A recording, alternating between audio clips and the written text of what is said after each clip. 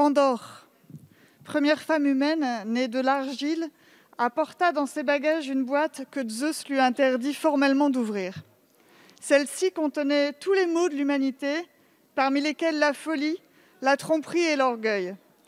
Après 3 lectures, et malgré mes quelques 1539 amendements déposés, mais rarement défendus du fait de votre conception du débat démocratique, cette boîte de Pandore est ouverte, en grand. Par qui?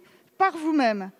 Apprentis faux dieux qui vous croyez au-dessus de tout, du bon sens, du réel, de notre nature charnelle et surtout, et c'est le plus grave, de l'intérêt supérieur de l'enfant.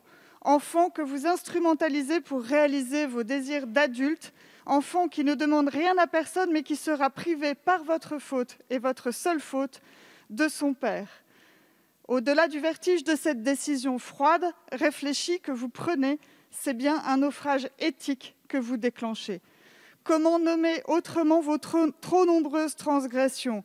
PMA pour toutes les femmes, chimère animal-homme, destruction de 12 000 embryons humains, refonte du droit de la filiation, quitte à faire croire à un enfant qu'il peut naître de 2 femmes, impossibilité pour les enfants issus de PMA d'effectuer une recherche en paternité.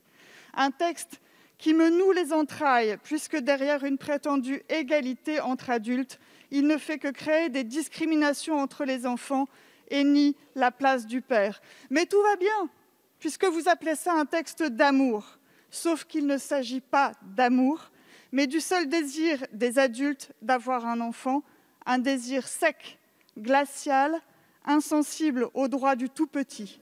Je voterai donc une fois encore contre ce projet de loi. Je vous remercie.